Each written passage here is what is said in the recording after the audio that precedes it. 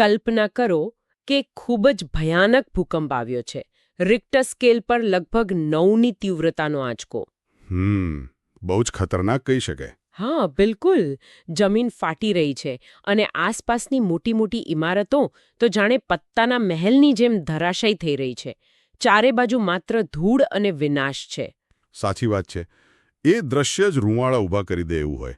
પણ હવે જુઓ, આ બધાની વચ્ચે એક ગગનચુંબી ઇમારત એવી છે જે માત્ર થોડી ઝૂલે છે અને અડીખમ ઊભી રહે છે.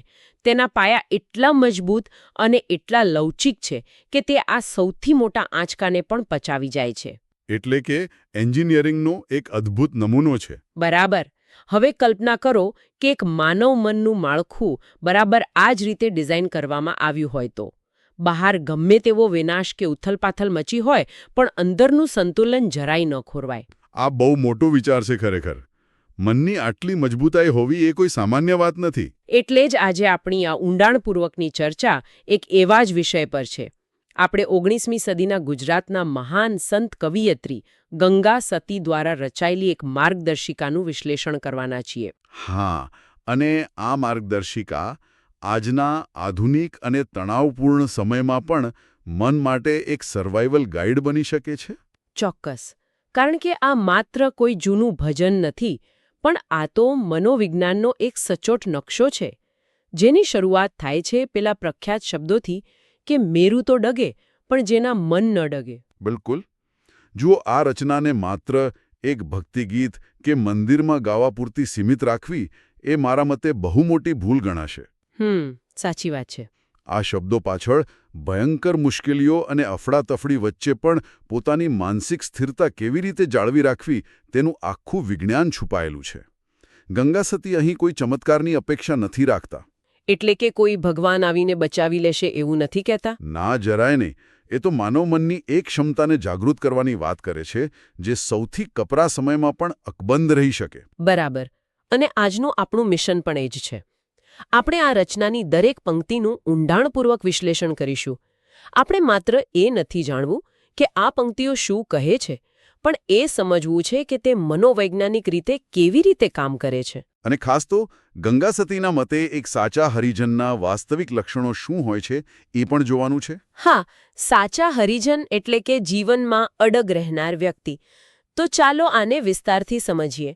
જો આપણે પહેલી પંક્તિ પર ધ્યાન આપીએ તો શરૂઆત જ એક અત્યંત મોટા દ્રશ્યથી થાય છે. હા, શબ્દો છે મેરુ તો ડગે પણ જેના મન ન ડગે, ભલે ભાંગી પડે બ્રહ્માંડ રે. વિપત પડે પણ વણસે નહીં, સોય હરિજનના પ્રમાણ રે. હવે પૌરાણિક માન્યતાઓ મુજબ મેરુ પર્વત એ આ પૃથ્વી પરની સૌથી અડગ અને વિશાળ સંરચના છે. સાચું. અહીં કલ્પના એવી છે કે કદાચ ભૌતિક દુનિયાનો આ સૌથી મોટો પર્વત પણ હલી જાય અથવા તો આખું બ્રહ્માંડ તૂટી પડે તો પણ આ વ્યક્તિનું મન ડગમગતું નથી. પણ આ વાત સાંભળીને મને થોડો પ્રશ્ન એ થાય છે કે શું આ ખરેખર પ્રેક્ટિકલ છે? આજના સમયમાં આપણે જોઈએ છીએ કે નાનો એવો આર્થિક ફટકો પડે કે કોઈ બીમારી આવે તો ભલભલા લોકો તૂટી જાય છે. તમારી વાત એકદમ વ્યાજબી છે. તો પછી બ્રહ્માંડ તૂટી પડે તો પણ મન ન ડગે એ વાત ક્યાંક અતિશયોક્તિ તો નથી લાગતી ને? મને તો એવું જ લાગે છે. જો, અહીં અતિશયોક્તિનો ઉપયોગ એક ખાસ હેતુથી કરવામાં આવ્યો છે. તે દર્શાવે છે કે બહારની પરિસ્થિતિ ગમે તેટલી વિનાશક કેમ ન હોય, પણ આંતરિક દુનિયાનું સંતુલન અલગ હોવું જોઈએ. એટલે કે બહારનો ભૂકંપ અંદર ન પહોંચવો જોઈએ. હા, બરાબર.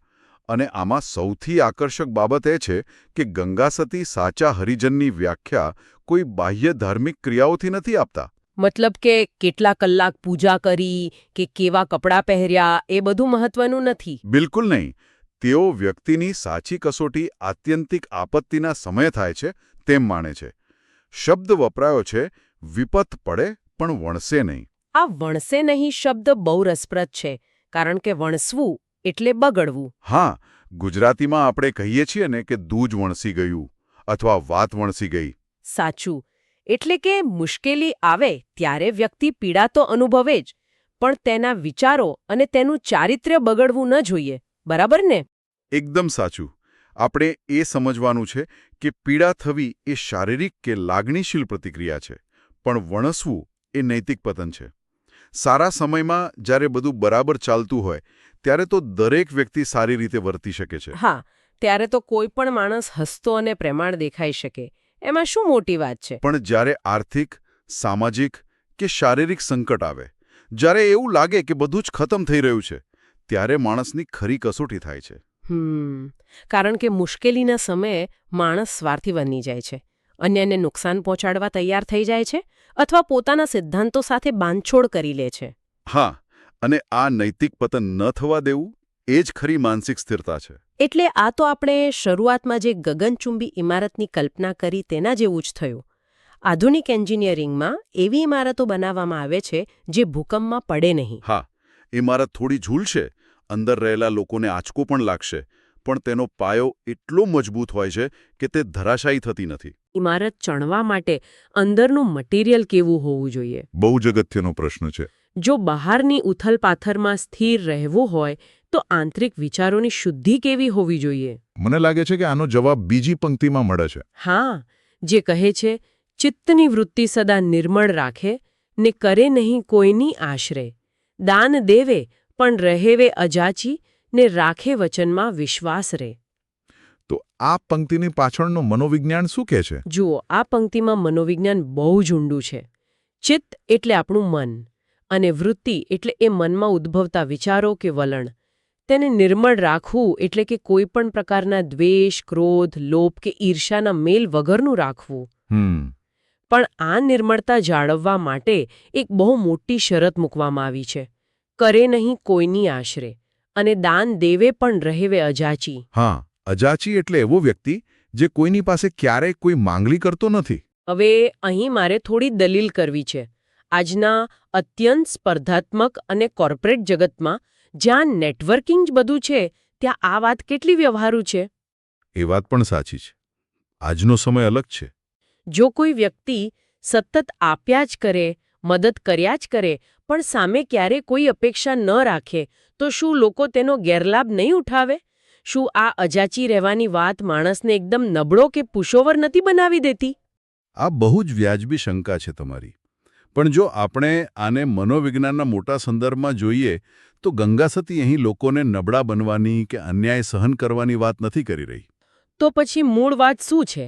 તેઓ કોગ્નિટિવ લોડ એટલે કે મન પર પડતા માનસિક બોજાને ઘટાડવાની વાત કરે છે. જ્યારે આપણે કોઈની પાસે અપેક્ષા રાખીએ છીએ ત્યારે અજાણતા જ આપણે મનમાં એક હિસાબ શરૂ કરી દઈએ છીએ. અરે હા, અત્યારે આ ચર્ચા સાંભળતા સાંભળતા મને એક વિચાર આવે છે. આ તો જાણે કે આપણે મનની અંદર એક મોટી એક્સેલ સ્પ્રેડશીટ ખોલીને બેઠા હોઈએ. અરે વાહ, બહુ જ સરસ રૂપક આપ્યું તમે એક્સેલ શીટનું. હા, જેમાં એક કોલમમાં લખ્યું હોય કે મેં કોને કેટલી મદદ કરી અને બીજી કોલમમાં લખ્યું હોય કે હવે મારે કોની પાસેથી શું લેવાનું છે. આ એક્સેલ શીટ મગજના બેકગ્રાઉન્ડમાં સતત ચાલુ જ રહે છે. વાહ, આ રૂપક એકદમ સચોટ છે. અને આ બેકગ્રાઉન્ડમાં ચાલતી એક્સેલ શીટ આપણા મનની જબરદસ્ત ઊર્જા વાપરી નાખે છે. એટલે કે મગજ સતત એ જ ગણતરીમાં વ્યસ્ત રહે છે. બિલકુલ. અને જ્યારે કોઈ માણસ આપણી અપેક્ષા પૂરી નથી કરતો ત્યારે સ્પ્રેડશીટમાં જાણે એક એરર આવે છે. અને એ એરરને કારણે ક્રોધ, નિરાશા અને દુઃખ જન્મે છે. આપણું મન મેલું થાય છે. સાચી વાત છે. પણ જે વ્યક્તિ અજાચી છે તેણે તો આ એક્સેલ શીટ જ ડિલીટ કરી નાખી છે. તે આપે છે કારણ કે આપવો એ તેનો સ્વભાવ છે, પણ તેને બદલામાં કંઈ જોઈતું નથી. તેથી તેને કોઈ નિરાશ કરી શકતું નથી. એટલે આ નબળાઈ નથી, પણ આ અત્યંત શક્તિશાળી માનસિક સ્વતંત્રતા છે. આ તો ખરેખર આંખ ઉગાડનારો વિચાર છે. બરાબર. એટલે જ આગળ કહ્યું છે કે રાખે વચનમાં વિશ્વાસ રહે. કારણ કે જેની પાસે કોઈ એક્સેલ શીટ જ નથી, જેને કોઈની પાસે કશું જ જોઈતું નથી, તે માણસ કોઈના ડર કે લોભને કારણે પોતાના વચનથી ક્યારેય ફરશે નહીં. હા, કારણ કે તેની પાસે ગુમાવવા માટે કોઈ અપેક્ષા છે જ નહીં. આ ચર્ચા અત્યારે ખૂબ જ ગહન અને રસપ્રદ વળાંક પર છે. મનની એક્સેલ શીટને ડિલીટ કરવાનો આ વિચાર ખરેખર અદ્ભુત છે. ચોક્કસપણે. ચર્ચામાં આગળ વધતા પહેલા અહીં એક નાનકડી અપીલ છે. જો આ ઊંડાણપૂર્વકની ચર્ચામાંથી કંઈક નવું જાણવા મળી રહ્યું હોય અને આ ડીપ ડાઇવમાં મજા આવી રહી હોય તો આ વિડીયોને લાઇક કરવાનું ચૂકશો નહીં.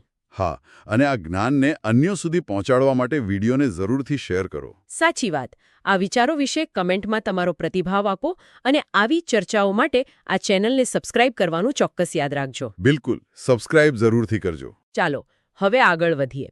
આપણે જોયું કે જે વ્યક્તિએ અપેક્ષાઓ છોડી દીધી છે તેનું મન નિર્મળ રહે છે, પણ જીવનમાં તો અચાનક સારી અને ખરાબ ઘટનાઓ બનતી જ રહે છે. તો આવા વ્યક્તિ જીવનના આ અચાનક આવતા ઉતાર ચઢાવનો સામનો કેવી રીતે કરે છે? આનો બહુ સુંદર મનોવૈજ્ઞાનિક જવાબ ત્રીજી પંક્તિમાં મળે છે. હા, પંક્તિ કંઈક એવી છે કે હરખને શોકની ન જેને આવે હેડકી ને આઠે પોર રહેવે આનંદજી, નિત્ય રહે સત્સંગ માને તોડી દીધા માયાખેરા ફંદરે. અહીં વાત ખરેખર રસપ્રદ બને છે. હા, મારે ખાસ આ હેડકી શબ્દ પર ધ્યાન દોરવું છે, જેને અંગ્રેજીમાં આપણે હિકઅપ કહીએ છીએ. હેડકી એક સામાન્ય શારીરિક ક્રિયા છે જે અચાનક આવે છે, થોડી હેરાન કરી મૂકે છે અને શ્વાસની લય તોડી નાખે છે. સાચું છે. તો કવિયત્રીએ અત્યંત ગંભીર માનસિક સ્થિતિ સમજાવવા માટે આટલી સામાન્ય ક્રિયાનો ઉપયોગ કેમ કર્યો હશે? સુખ એટલે કે હરખ અને દુઃખ એટલે કે શોકની અચાનક આવતી લહેરોને સમજાવવા આ કોઈ સામાન્ય રૂપક તો નથી જ? ના, જરા નહીં. આ એક બહુ જ ઊંડું અને વૈજ્ઞાનિક રૂપક છે. જુઓ, હેડકી પર આપણો કોઈ કાબુ હોતો નથી. તે અનૈચ્છિક છે અને તે આંચકા સાથે આવે છે. બરાબર છે. મનોવિજ્ઞાનમાં જેને ઇમોશનલ હાઇજેકિંગ કહેવાય છે, આ બરાબર એ જ છે. સામાન્ય માણસના જીવનમાં જ્યારે અચાનક કોઈ મોટો ફાયદો થાય, લોટરી લાગે કે કોઈ સારા સમાચાર મળે, ત્યારે મગજમાં ડોપામાઇનનો એટલો બધો સ્ત્રાવ થાય છે કે માણસ છક્કી જાય છે. એટલે કે હરખની હેડકી આવે છે. બિલકુલ.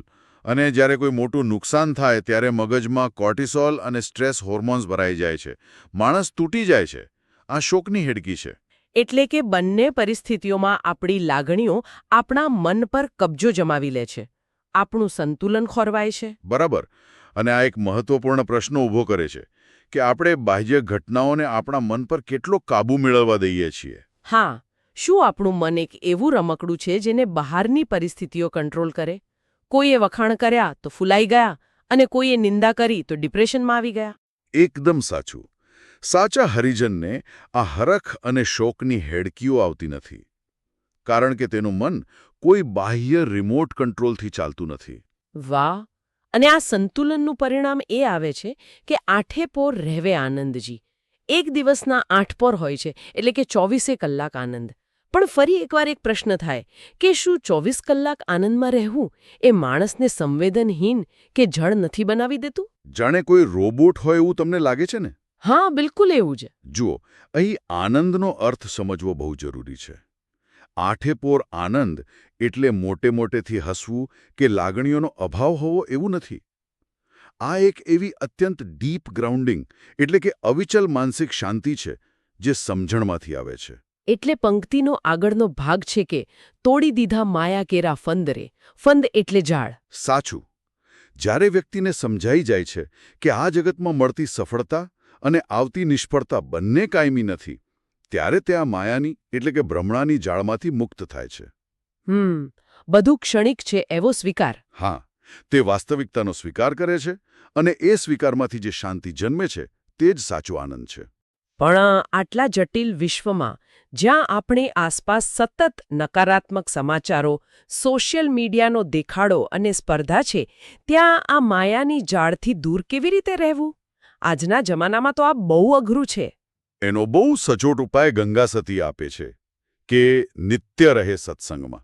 હવે જુઓ, સત્સંગ શબ્દ સાંભળીએ એટલે તરત જ આંખ સામે લોકોના ટોળામાં બેસીને મંજીરા વગાડતા અને ભજન ગાતા લોકોનું દ્રશ્ય આવે.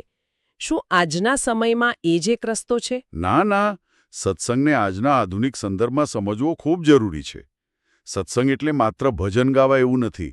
સત્સંગ એટલે સત્યનો સંગ. તો આજના સમયમાં આને કેવી રીતે લાગુ પાડવો? આજના સમયમાં તેને આપણે ઇન્ફોર્મેશન ડાયટ અથવા મનના એલ્ગોરિધમનું સંચાલન કહી શકીએ. આપણે આપણા મનને કેવો ખોરાક આપીએ છીએ બહુ મહત્વનું છે. બરાબર છે. આપણે જે જોઈએ અને સાંભળીએ એની જ અસર થાય. હા, જો સતત સોશિયલ મીડિયા પર દેખાડો, નકારાત્મક સમાચારો અને ગપશપવાળા લોકોની વચ્ચે રહીશું તો મન એ જ પ્રકારનું વિચાર છે.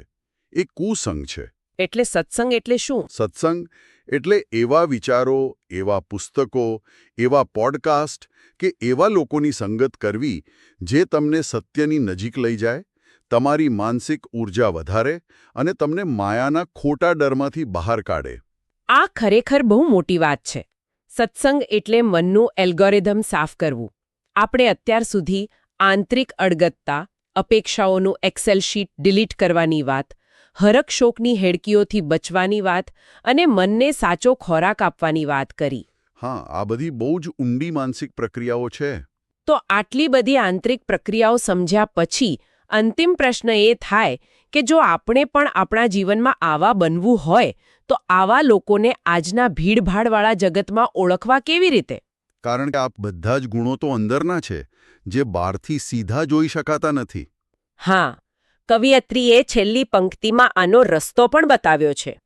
સંગત કરો તો તમે એવા નીકળજો, ને ભજનમાં રહેજો ભરપૂર રે. ગંગા સતી એમ બોલ્યા રે, જેના નયણોમાં વરસે સાચા નૂર રે. બિલકુલ.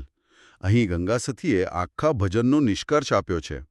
મનને સ્થિર રાખવા માટે એવા લોકોની સંગત કરવી જેઓ પોતે આ માર્ગ પર ચાલી રહ્યા છે. પણ એમને શોધવા ક્યાં? આવા વ્યક્તિને ઓળખવા માટે એક બહુ જ સુંદર ભૌતિક અને દૃશ્યમાન પુરાવો આપ્યો છે, જે છે આંખો. જેના નયણોમાં વરસે સાચા નૂર રે. આ વાક્ય સાંભળતા સાંભળતા મને એક બીજું દૃશ્ય યાદ આવે છે. વિચારો કે કોઈ મોટું કોમ્પ્યુટર સર્વર રૂમ છે. એ સર્વરની અંદર હજારો વાયરો છે, માઇક્રોચિપ છે, લાખો ડેટા પ્રોસેસ થઈ રહ્યા છે. હા, સર્વર રૂમ બહુ જટિલ હોય. બરાબર. અંદરનું મિકેનિઝમ કેટલું જટિલ છે અને કેવી રીતે કામ કરે છે એ આપણે બહારથી જોઈ શકતા નથી.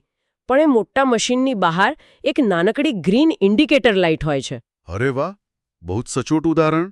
જો એ લીલી બત્તી એકધારી અને શાંતિથી બળતી હોય તો એનો અર્થ એ છે કે અંદરનું બધું જ હાર્ડવેર અને સોફ્ટવેર એકદમ સુચારુ રૂપે ચાલી રહ્યું છે.